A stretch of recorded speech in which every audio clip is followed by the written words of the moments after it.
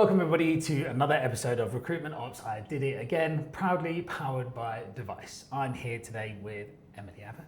Hello. How are you? Thanks for having me. Yes. I'm really good. I'm doing great. How are you? I'm good. I can feel the aircon's getting cooler already. Finally.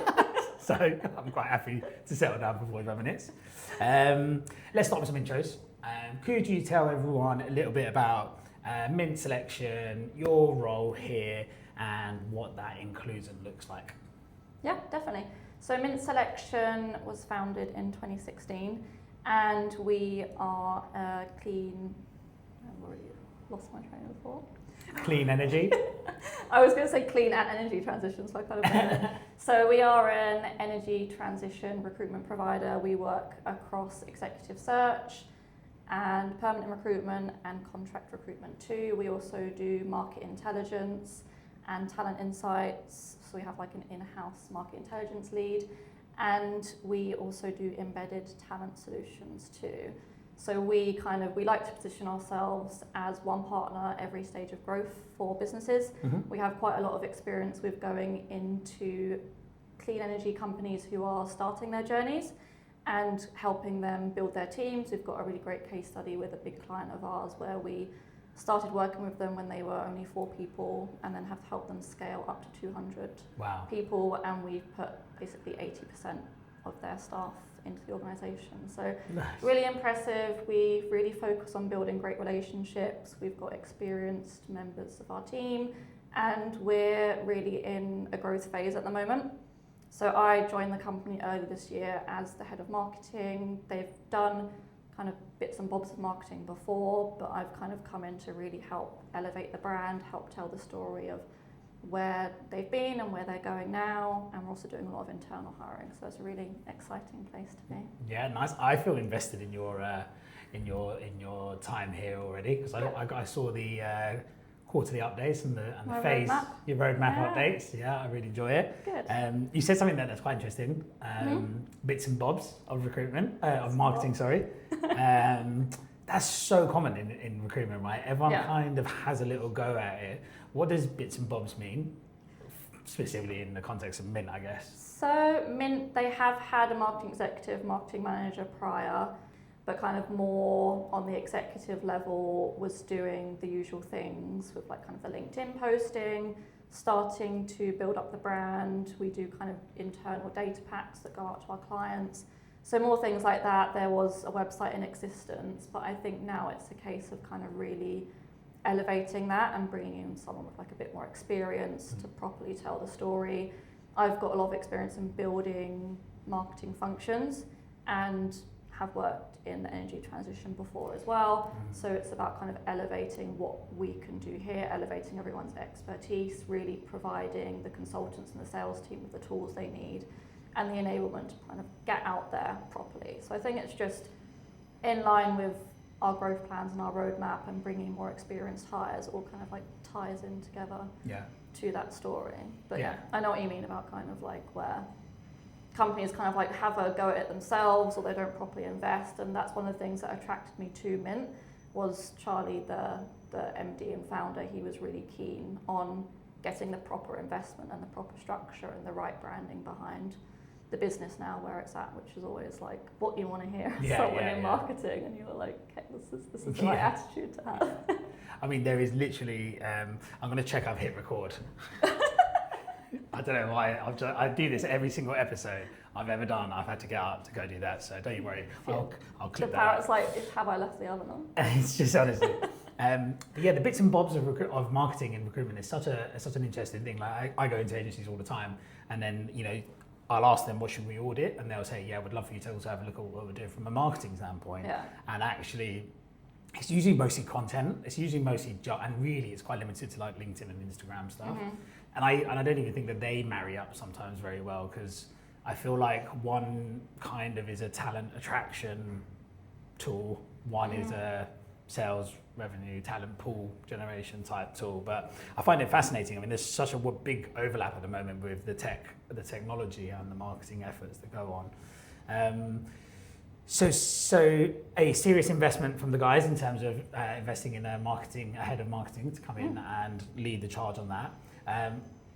they would have no doubt had a business case for it, right? They would have wanted some form of return in some way, shape, or form from that. What does that look like? What does good look like for you guys? Yeah, I think further down the line, and also it might be worth noting that when I actually applied for this role and found it, they were looking for someone a bit more junior to me, Oh, really? Marketing manager level. They were kind of open to like experience.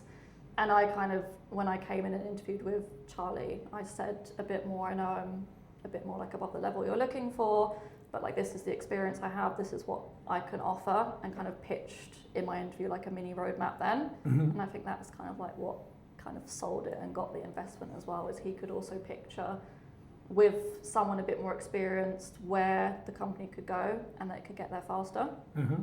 So I think that's good. What was the second part of your question? That was mainly it. What was the ROI expectation from them? So Yeah. I guess you've ended up coming in for a role that was junior, put together something that's much more holistic, strategic, and in line with what they want to achieve. You said the words "get there faster." Yeah. That's everyone wants to get results faster. Can we talk a bit about the phase that you've just finished of your? No, we'll come back to your phase finished of your roadmap. I'd like to know more about your background and how you fell into recruitment, or if you fell into recruitment at all, or if you woke up wanting to be a recruiter or a recruitment marketer. A recruiter. Yeah. I think most people I speak to in recruitment, they've fallen into it in some way or other, which I always find really interesting, quite fun to hear. I've worked in marketing for 12 years and in recruitment for 10 years now. So my first role was actually in cloud computing, IT. I started that as an intern, developed into a marketing executive role, and then found my first job in recruitment, and that I kind of then like fell into it. And that was originally pitched as marketing executive / graphic designer. I've got like quite a creative background. I did an art degree, so I know how to graphic design, which has always been an additional sell to I did not know that about what you. I do. And went into that role. So that role was with the Elliott Scott Group. That's where I built the majority of my career. So I spent 7.5 years at the Elliott Scott Group. Was a marketing executive, progressed up to marketing manager. I spent around 4 years as a solo marketer, as a lot of us do in the industry, and really got to kind of grow the function there. I felt very like invested in, I felt very believed in by the founder of that business, Stuart Elliott, and also the COO, Emily Abbott. And then I got to start building a team there as well eventually, and really enjoyed people management as well. Feel like that's one of my skills too. Found like I went through like lots of different management scenarios as well, which were really good learning opportunities. They helped me kind of grow. Like, you managing people. Yeah. So like bringing people on, having interns myself, growing their careers, and exiting people that aren't working out, or like people moving on, etc. And just found that really valuable experience and always really enjoyed it. And then got to the point there about 7.5 years in, I guess it's kind of like the 7-year itch. Yeah. Where it was kind of almost like I peaked too soon, because I could see myself staying there like forever. Like it was a great culture, it was a great company. But I started kind of thinking like, can I do this somewhere else? Yeah. Don't like really staying in my comfort zone forever. I always want to push myself, see what I can do next. And then the opportunity at Spencer Ogden came along. So that was as a senior marketing manager. They're reporting into a head of marketing, again like a small team. There was an internal comms person, a marketing executive, who I would then go on to manage. And I always said to myself, like, if I stayed in recruitment, I would want to go into the energy transition, because it aligns with more like my personal interests and my values. And what did your first agency do, market-wise? So they were a mix of boutique recruitment companies, global focus. The biggest brand focused on HR, and then there was a business support services brand, marketing and tech, and a technology recruitment brand as well. And that was always really interesting as well, because it was global. There was different offices, different stakeholders, different teams to work with, etc. So then moved on into the world of the energy transition. Big learning curve in terms of the industry and what that all entails. Like even like energy is like a whole minefield of its own, but super interesting. Really enjoyed getting to grips with that, learning about that. First year there, again, I was quite surprised going into it. It was quite foundational, kind of everything that needed to start being built there a bit more, kind of building out the groundwork, the foundations, etc. What we were going to do more from the content perspective, how we were going to enable the consultants, changing some perceptions about marketing as well. And then I feel like my second year there was a really successful year. Like everyone could kind of see that I was really gaining momentum. I had lots of like good feedback in the business. I'd brought in like our market update reports that we were doing quarterly, which was like this massive piece of work that I did that covered every region, our 3 core sectors, different viewpoints, what was going on in the industry, in the world of talent, etc. I brought in a lot of data into that, and we would have that going out every quarter. I restarted our podcast that we had there. Nice. So I did that at Elliott Scott as well. I really built up the HR podcast that they had there, which is still going today, which I'm proud of. Nice. And so Spencer Ogden, there we had like 9 hosts for this global podcast that we were doing. That was going well. Had put like a content cadence in place, managing our marketing executive. Helped win 2 awards for the company as well. One of them was in the Recruiter Awards, this brand new category for best ESG strategy, because we also had a real like ESG focus there. We had an ESG manager, so that was got to drink your own Kool-Aid. Yeah. You have to be seen. Exactly. Yeah, we had to be. It was a real sell for the clients as well for us to be involved in doing that stuff. We had some great impact partners too, and the second award was with the EIC, so the Energy Industries Council. I worked to build a relationship with them because partnerships is another thing that I enjoy. And then that one was for business transformation, because Spencer Ogden had gone from being majority oil and gas into the energy transition, renewables, etc. So we put together a story for that, for their Survive and Thrive publication, and then we won that award too, which was really great. Nice.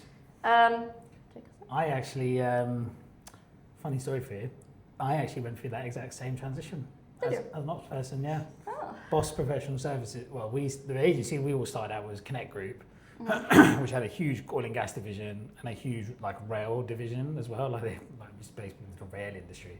And then oil and gas and shipbuilding was massive. Yeah. And then Boss transitioned from oil and gas to, they ended up spinning out 3 brands within energy, which were hydrogen, wind, solar. Solar was perm, wind was contract, and hydrogen was more senior exec searchy perm. And the contract, wind stuff was so complicated. You had these giant contracts, giant rate cards you had to stick to. You were essentially moving plumbers and electricians from Eastern Europe to the Nordic countries and like trying to make sure that they return the rental cars and things like that. It was crazy, the stuff happened. And I built the contract to care function for all of that renewable energy, all of those new renewable energy brands. But it was, everyone had to do that shift, right? You had to move from O&G away because it was just a market that disappeared. That entire market just completely disappeared. What felt like a short period of time. So that must have been some story, because we were a relatively small agency. Spencer Ogden, given its size and globally, would have been definitely a difficult shift. Yeah, definitely. Yeah, they went through that change. They went through like a big leadership change, and then when I kind of came into the business, it was about like the storytelling element. And even now, they're starting to move into more the data center space and away from more of like the renewables, etc. Because obviously that's now like a booming industry. And then that was interesting what you said about contracts as well, because that was actually like a new world for me when I joined Spencer Ogden, because Elliott Scott Group, it was all like senior hires, permanent roles, etc. So I had to learn all about the contract role and the different team splits that we had and the different functions, etc. So how important is that, do you think, for a marketeer or a back office, or I hate the word back office, operations. Ops, yeah. How important is that, do you think, for ops people and marketers to understand that level of detail? I think super important to get to know your business, where you're working, even the industry that you're working in. Like, I enjoy learning about the energy industry. I go to different events in it. Like, I work a lot with our market intel lead as well, and like her and I will go to different events and then we'll write content together off the back of it, etc. So I don't think you can ever be obviously the expert, but I think having some kind of like interest, understanding in your industry and also your company, because when it comes to your company marketing, you're the one that's going to be telling the story of the brand and who they were, where they're going, what's going on, etc. So you need to be able to articulate that effectively. So, and then it's about the relationship building as well, isn't it? So like, I will sit down like with our contract team, with our perm team, etc. So that's the only way you're going to be able to speak their language and get them to do the marketing things that you want to do as well, is if you are able to get to know what's going on. What do you think is more important? Do you think it's more important to know recruitment as a domain or the domain you recruit in? Which one's more important, do you reckon? Recruitment. Yeah. Why? I think it's good to have, like I said, like the interest in the industry, but I think once you know recruitment, obviously like you might not always stay in the same industry. Like, I've moved around, but I can take what I've done and how I've like built functions, I could take that to different companies and apply it there. Like, that kind of stays relatively consistent. Yeah, nice. Would you agree? I would agree. I think that people focus sometimes a little bit too much on the industry domain that they're recruiting in. When I used to hire rookies into the business as recruiters, on day one, I used to do a business of recruitment whiteboarding session, just to be like, do you understand how we physically make money, and commercially the why and the how, etc. And I always would do that first, intentionally, before teaching them about SAP or tech or whatever their market was going to be. Because actually it's more important. The skill is in knowing how the recruitment sector works. The knowledge of the domain helps with relationship building, helps with familiarity, helps with identifying somewhat commercial opportunities.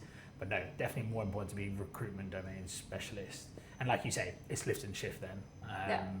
I love working in that term. Lift and shift. Yeah, lift and shift is a good one.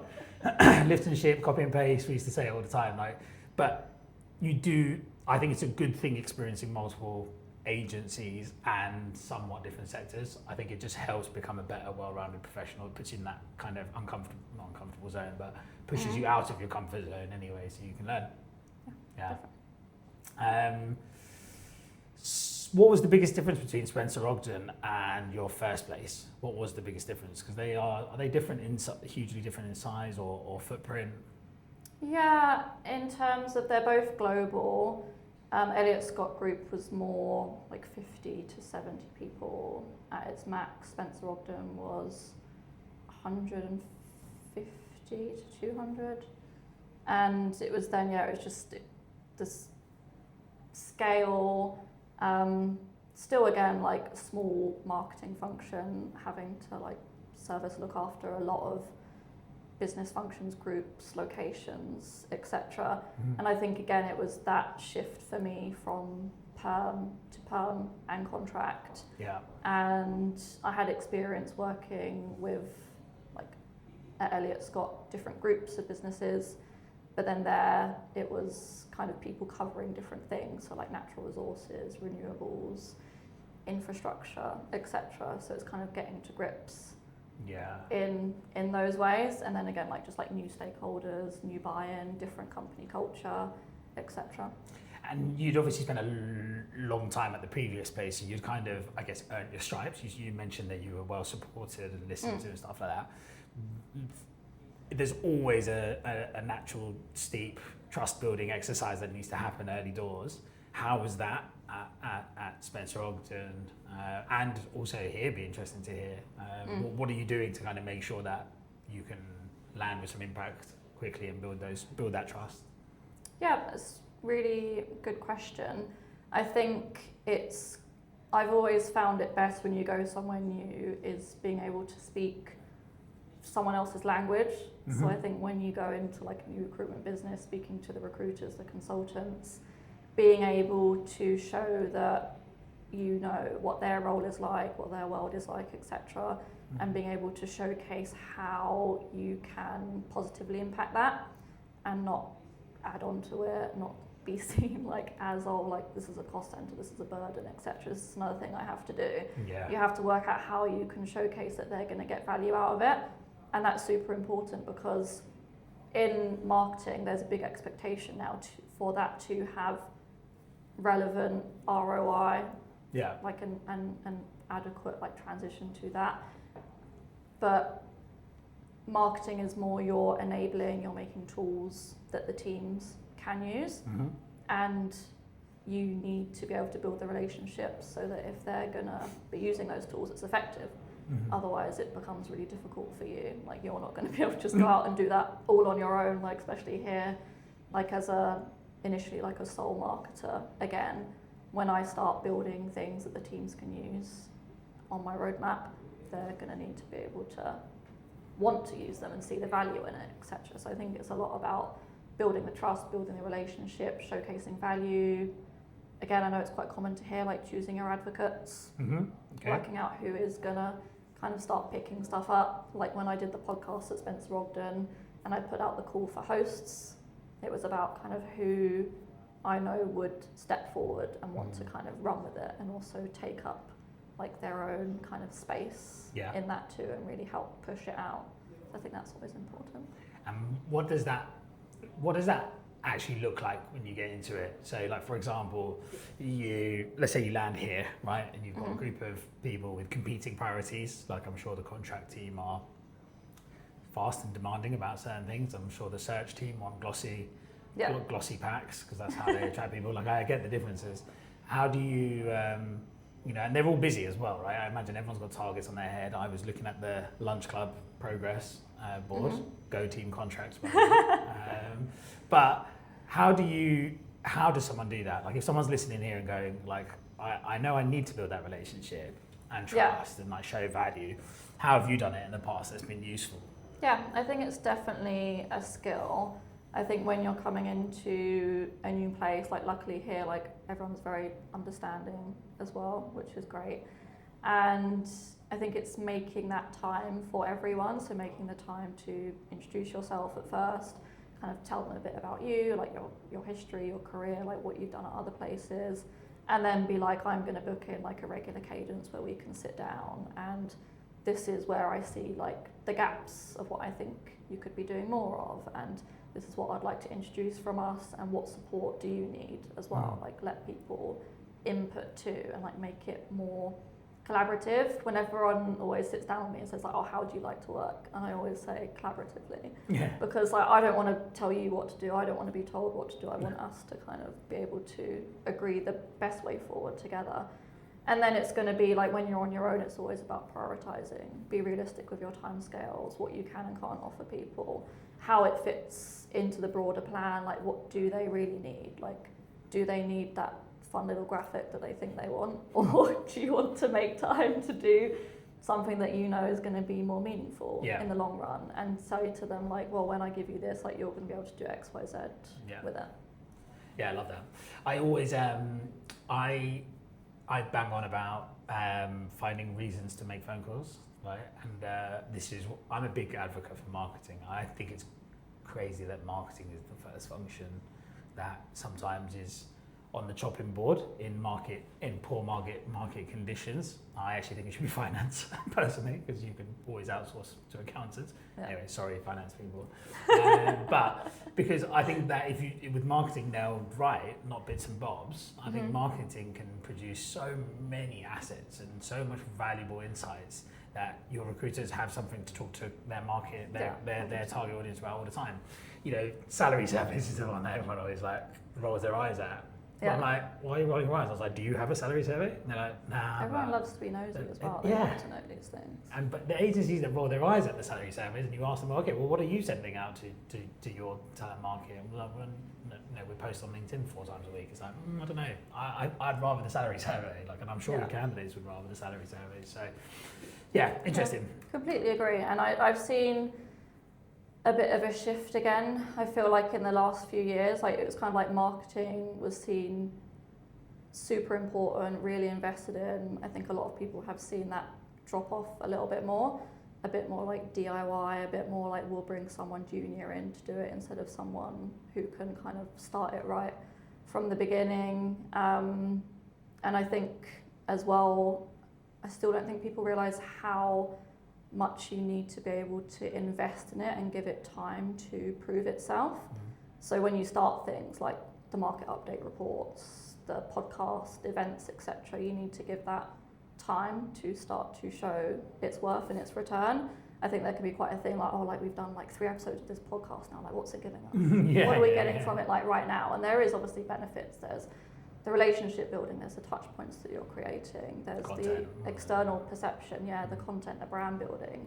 So that can sometimes still be like a tough push on that side of things. And No, I can.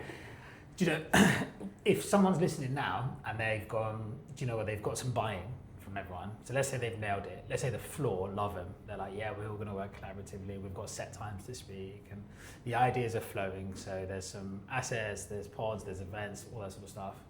But let's say somewhere in that sales floor, there is a founder. Most of the agencies I work with have got more than one founder. It's so strange. Pretty much all of them is a co-founder situation. Okay. One is all out, one is like spend. The other one's like, whoa, let's not spend. So you got this one co-founder. That's why there's 2 of them. That's why there's 2. Yeah. He's got this one co-founder who's like, I need to know what my ROI is here. What would you, if you knew you were working in an environment, and I'm not saying that that's what mint selection is at all, by the way, but if you were working in an environment where you know you've got a challenging senior leader who wants to see something, how would you tackle that? What would you focus your efforts on first, or would it not change what you focus your efforts on? It's just your comms that will change. How would you navigate that? I think then it's about accountability on both sides. So if, for example, then I was like, well, I've been doing all this stuff and like no one is using it, then it would be like, well, why aren't they using it? And also what's happening on your side for people to not be using it? And sometimes it can then come down to things like, if you're trying to do a lot of lead generation, what does your database look like? How marketable is it? And are there issues to tackle there as well? Because if you're not seeing things start to come through, there's likely an issue somewhere else, which could be like, what's your data like? What's your processes like? How is what you're doing being used? Like, what relationships are you building? How are your founders then leading that as well? Like, what are they role modeling in the business too? So I feel like it usually comes down to like there's some kind of like broken link in the chain that you can tackle, rather than it being like, well, like you're not doing this. Yeah. And what do you think? I know it changes, and this is just purely just me, just fishing. What do you think the most impactful, lowest hanging fruit activity is that any marketer could do within a recruitment agency? What's for you something that you just think is an absolute no-brainer and should happen for every recruitment agency? I think it depends when you come in what you see the gaps and the challenges are. So it can be that you come in and like at Mint, like I reactivated all of our external channels, like LinkedIn hadn't been posted to in a while.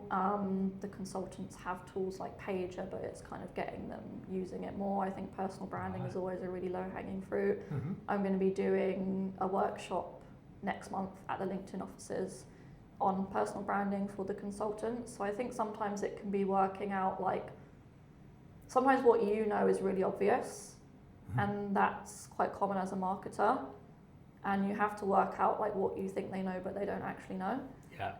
Be able to bring that out of them and exemplify it more. And that might be like the personal branding side. Like you think like, well, posting on LinkedIn is obvious, why are they not doing it?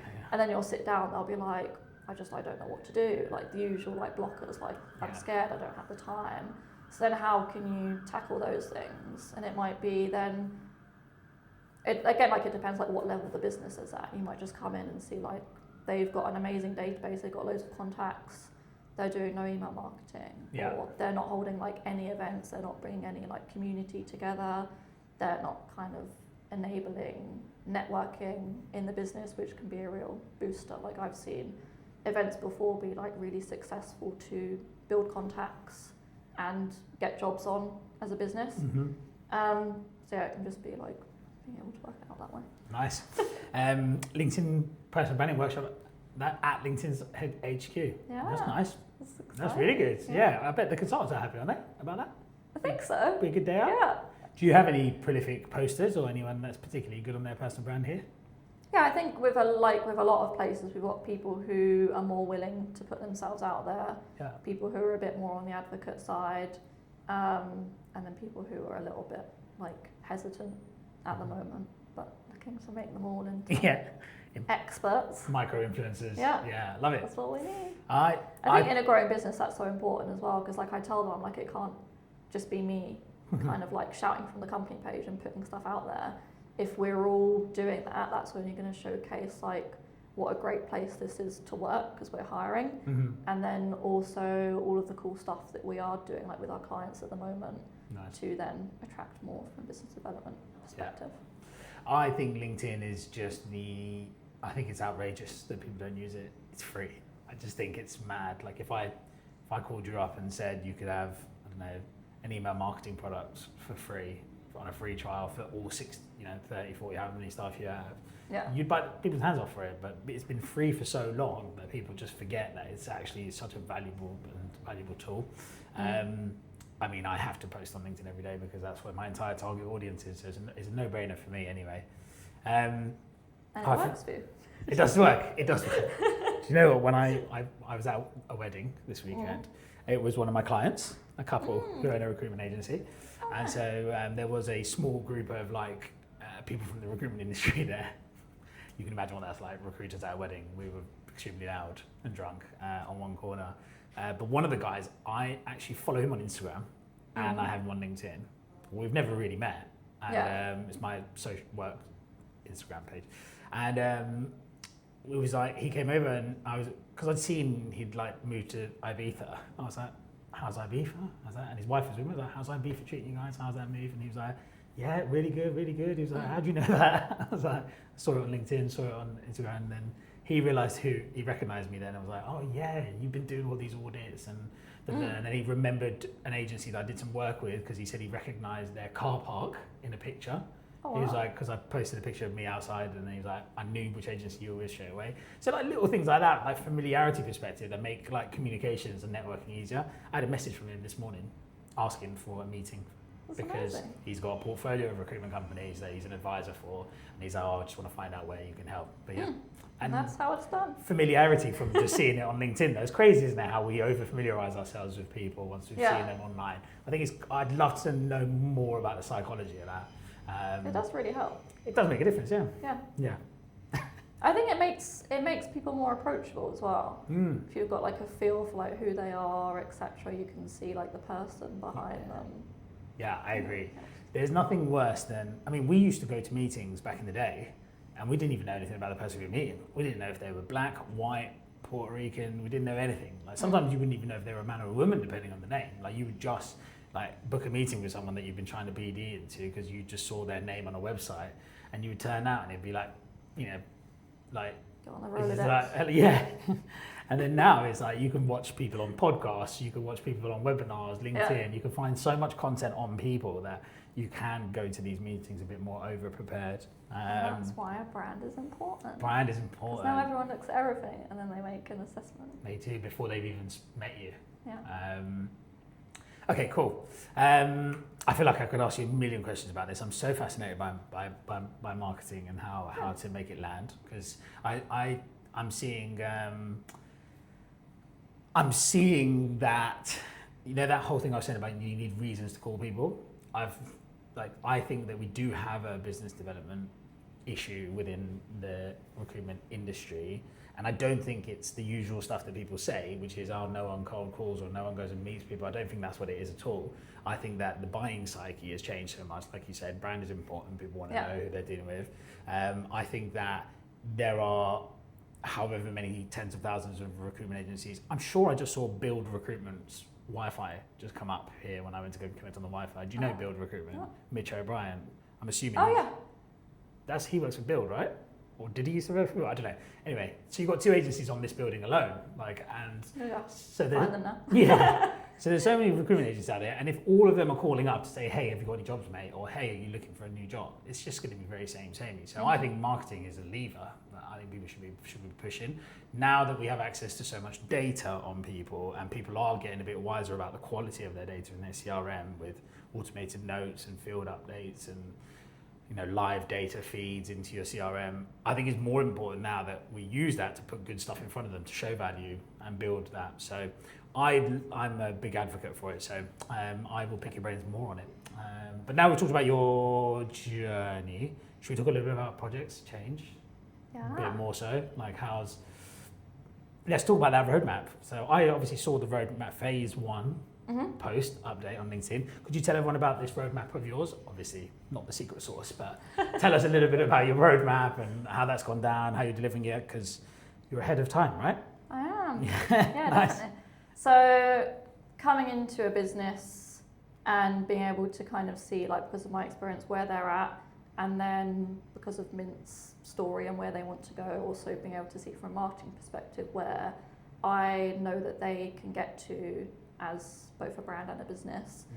I kind of, and being initially a sole marketer again here, wanted to put a bit of structure obviously behind my planning, my time, the strategy as well. So kind of worked out like our strategy, put in a plan, which is a 12-month roadmap, which is broken down into 4 different 3-month phases.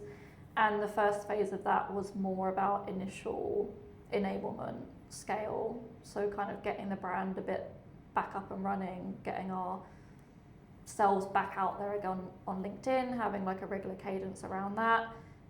Doing a bit of relationship building with like LinkedIn, the EIC again, the Energy Industries Council saw that as a gap here that could be utilised as well. And also the team enablement. So they didn't kind of have any up-to-date brochures, presentation decks in the company, and also by team. So worked with and sat down with the different members of the team and put that together for contract.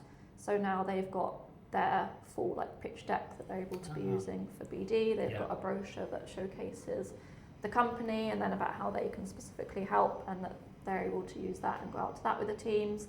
Same for perm, and then search as well has it to a degree. We've had someone new come into the business to lead the search team, so like the stuff that I'm working with her is coming in slightly later. And then around that, being able to kind of level up the proposals that we were doing, the other pitches that we're doing to the business, the data packs that we give to candidates for our executive search roles, and again starting to build relationships with the consultants, and then looking ahead on our roadmap as well at like what we're going to need next, starting to put some of those relationships in place, like our website.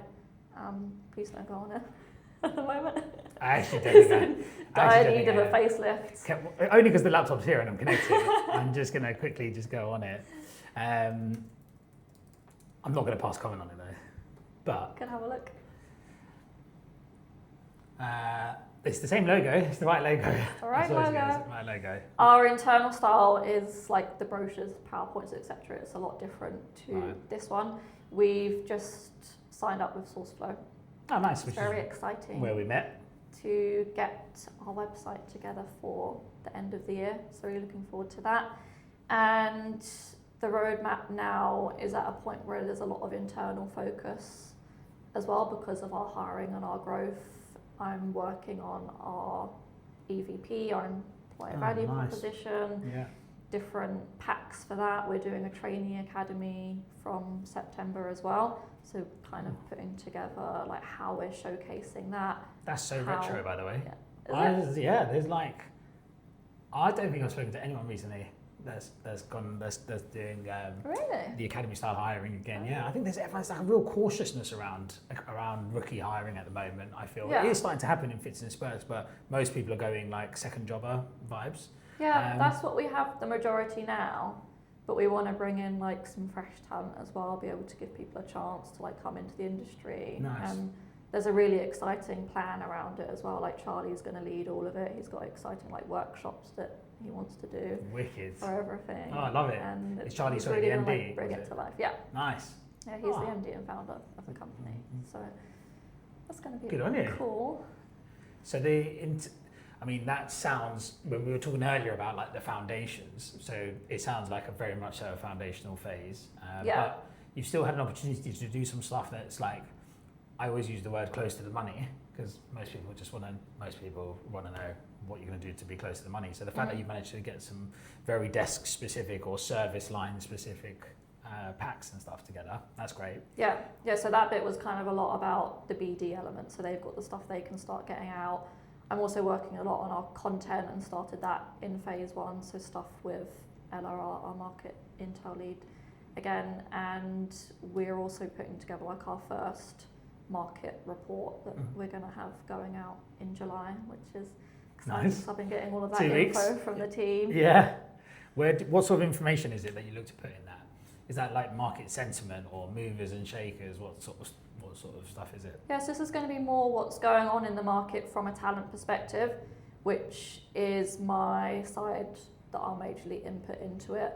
And then Ella's looking more at the actual energy industry and kind of what's going on, what are the trends, where are we going, what's like upcoming, what different policy shifts, etc. are there. So it's going to cover for our clients that insight into what are the talent shifts, what skills are in demand, etc. Where's the market going there, and there's lots of data I can pull for that. And then we'll also have that kind of industry piece to tie into that as well. So like what like technologies are emerging, which could be really exciting to look at too. But and so you mentioned the word data, obviously, and getting access to data. I think all marketers, all ops people that might have a marketing hat would love to have access to some good data to use. Are you using third-party data tools, the internet, or are you using like proprietary data from your CRMs and stuff for it? Yeah, so if like everyone wants to do it, like you just mentioned, everyone has it. Sometimes I don't think they realise they have it to utilise. Like you, in your firms, are tracking jobs, you're recruiting, like obviously like every day.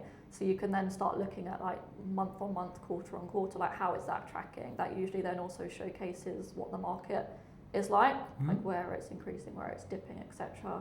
You can then break that down by like any subsectors you have, and that's also really interesting to then look at. You can see different trends there. There's if you've got a LinkedIn package of LinkedIn talent insights, you can then put together different reports, put in lots of as many like filters or as least filters as you like to then see what that showcases you about how talent is moving and what's going on. And then from an industry perspective, we're lucky to have more of like our industry databases like the Energy Industries Council. We've got DataStream, and that has market insights in it. That's tracking like projects from inception through to completion, and then we can be looking at that as well to kind of bring in that combination. Yeah, nice. I like pulling the CRM stuff for marketing purposes. I worked with an agency last year, and they were a Google house, and they had their own CRM, and every time they logged a call or a note type, it would email a mailbox, like behind the scenes, you would never see it. And then we could use Gemini then, because they were a Google house, we'd go into this mailbox, and every single like month we could ask it on qualification calls, because that was the note type that they would use in the subject for the day. On qualification calls, how are people feeling about the market? Because the recruiters are asking every single day, how are you finding it at the moment? Are you getting many phone calls? That conversation. And Gemini, because it was all in Google, was able to like surface all the quality call notes, and then we were like, oh, can you give it a score? And they would email that out, and it was the open rate on that email was ridiculous, because like really cool. It was just like what are all the other candidates saying, and because they did it monthly, it's just like things like that. It's just so there's so many like new things and tools as well at the moment, like the AI readers on calls, and then being able to go into that and see like what challenges are like clients saying on that as well. It's really good. Yeah, I love it. I'm a big fan of all the upfront automated AI note taking and transcriptions. I transcribe all my workshops and audits with a note taker, like a physical one, Claude, and and so what I then do is I store them all in a folder on SharePoint by a client or whatever, and then I started playing around with Claude recently. It's my new favourite thing to play around with, and so Claude has access to my SharePoint, and I asked it to assess me as to if I'm getting more information now than I was 3 years ago, but like just assess if I'm getting better at getting more information out of my audit days. And it was quite brutal actually. Really? Yeah, it was quite brutal, but it was good feedback. It's like, I'm you happy with it? Well, I wasn't happy though, but I am better with senior people than I am with junior people. Okay. And actually the feedback was spend more time framing the audit with a junior person because they don't understand and they're not being forthcoming because they don't quite get it. Because I give everyone the same, I've only got 45 minutes with each person and I'm trying to see 10 people in a day. Yeah. So I'm just trying to do quick intros. So I did recruitment, was the COO, now a consultant, we're here to do this. But actually the feedback was really good and I'm going to take that into my next audit. I'm just going to ask that they give me 45 minutes with the junior people, half an hour with the senior ones, which feels arse about face. And I think the agencies are going to say, well, we want you to spend more time with our senior people, but actually, to get the most out of that half an hour, you need the framing here. So AI is changing my life at the moment, if I'm honest. That's really good as well, because then also it's not like someone's giving you that criticism like to your face. You can digest it privately. Read it, yeah. I mean, I was still pretty. I mean, shed a tear. If my camera was on, it would have caught me going. I think I actually did say F off actually when I read it first. I was like, oh fuck off. But anyway, okay, cool. Any more that you'd like to talk about from a projects and change standpoint? Some of the stuff that you've been working on or have coming up that you're excited about? Yeah, so roadmap, I've probably not done that justice. There's like so many different things that feed into it. There's so many different priorities. Yeah, it was more because like everything is essentially a priority. So it was a way to lay that out and then give us a really good foundation to then move into the bigger stuff that we want to do from next year, all of the really hard-hitting things. Like what? What's hard-hitting? So more of the things where I feel like we can get out there more like a proper cadence on like market reports, salary insights, events, doing our own events, what events can we get involved in, what speaker opportunities can we find as kind of like experts in the industry. So like all the stuff that I just feel like you have to be able to build up to it a little bit more than dive straight in when we need a new website. Nice. Okay. Yeah, I think the function perspective is more, I've got that kind of experience and expertise in building functions.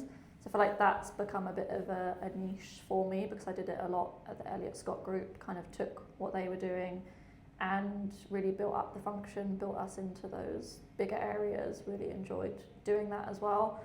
And Spencer Ogden, again, there was a lot to build there, got that to a good place, and then now at Mint, I'm kind of doing the same. And I really enjoy as well working with founder-led companies. I think that's what I've discovered compared to Elliott Scott and Spencer Ogden, and now back into a founder-led company. I feel like that's much more enjoyable for myself personally. Yeah. Why? Because I feel like there's a certain energy there. There's this like level of investment that you don't get when a leadership team has to report into a board.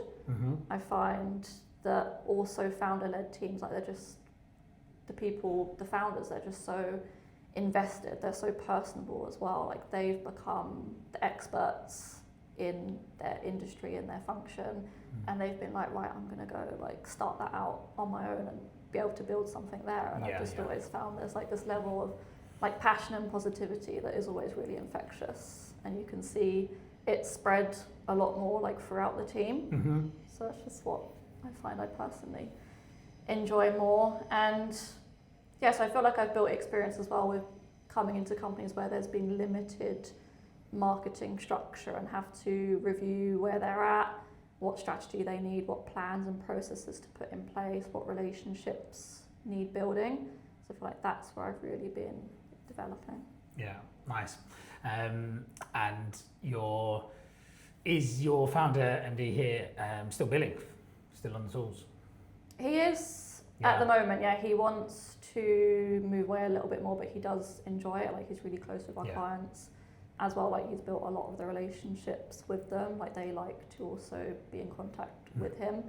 I think that's what makes it. I think that's what makes the founder-led stuff fun, because they're still they're still like on the tools. I think it does make a big difference. I think they're still living it every single day, and they're living what their staff are doing still every day. And actually, that connection between them, the staff, and then marketing is better. I just think it's so much better.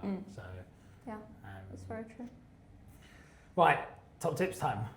Top tips. One of them is building out your network. Yeah. That's a top tip of mine. Yeah. So, and mentors. So I didn't fully cover this in my career story, but I was actually made redundant from Spencer Ogden. Oh, really? So they've had a few different like restructured redundancies over the years that I was there. Quite common at the moment as well, sadly. And the one at the beginning of the year, I was a part of that. And I was also feeding into that.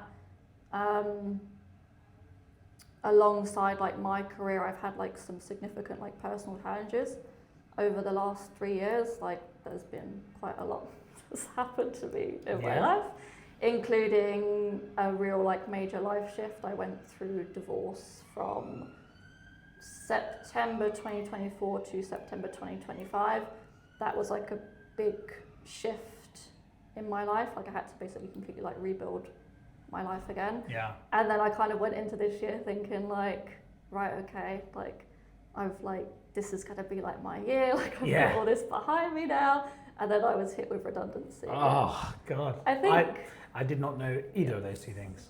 So go you. And I think that was actually like one of the worst things to happen to me, being made redundant. Yeah. Because when you feel like, okay, like I think I've got like the foundations under my feet now, and then it's kind of like the rug is pulled, and a job is, I don't know if it's meant to be, but it's a big part of your identity. It's kind of like who you are and who you show up as every day. It's my identity, and I don't feel bad about that in any way, shape or form. I love what I do for a living. I love who I am professionally. Yeah. I spend more time with my professional hat on than I do personal, so I think it's important. I don't think, I think that's completely fine.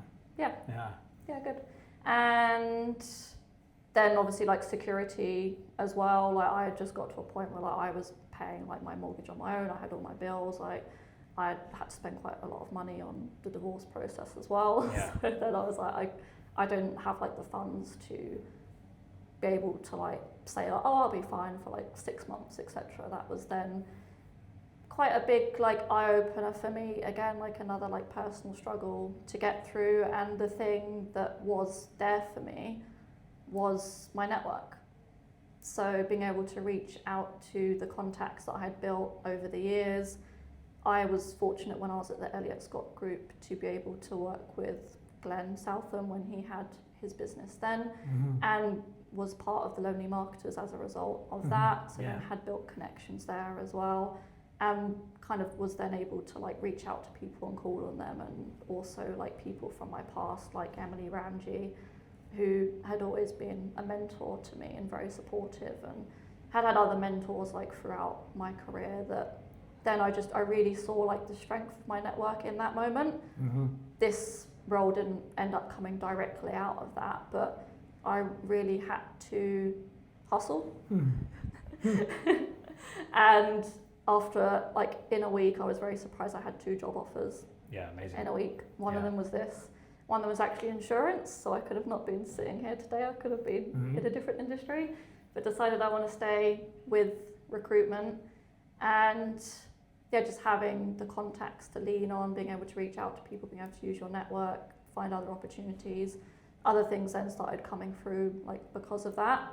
And I think that's just, it's proof of having built that. I think it's really important to invest in that for your career as well in general, like having some mentors and some trusted people and a network where you have familiar faces and you'll go to events and you'll see them. Yeah. And, like when we go to any of like the Sourcewell events, etc. Yeah. And you, It's like, a see warm, other fuzzy people. feeling, right? It's Yeah. like, I love it, yeah. I think it's really important. And I think then linking to like my personal struggles, like it really built my resilience. So I know like everyone has their life stuff, everyone's had different things like going on over the years. And so I think being able to have like a pool of your, like in yourself that you can like dip into and like an inner strength is only going to aid you as well. I'm not saying like go through some terrible stuff. Yeah, on purpose, to Yeah. build up some resilience. Yeah. But I think it is really important to help keep you moving through any uncertainty that you then face, to find a way to cultivate resilience as well. I think is really important. Nice. Network, mentorship, resilience. Yeah, if you haven't gone through any tough times, go and find it. I'm joking. I only joke. Yeah, that's amazing. Oh, yeah, I didn't know that about you. So that's interesting. Yeah, that's some 12 months. That is. That Look how is. it worked out. But yeah, it's been a crazy time. It's been a tough Yeah.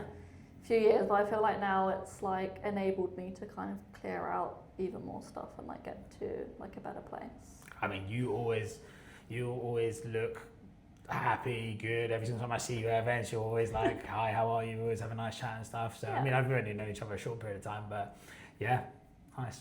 Thank you. I do a really awkward fist bump. You want to do a fist bump? I just do one at the end of every episode because I like the still, aesthetically the same Yeah. still like pose. So we've got to do that. That's good. All right, let's go. Thank you. Can we do one? Oh, that was a bit. Should do one more time. Right. You got to extend a bit more, I think. 1, 2, 3. Yeah. There we go. I just looked confused at that one. Let's do that one.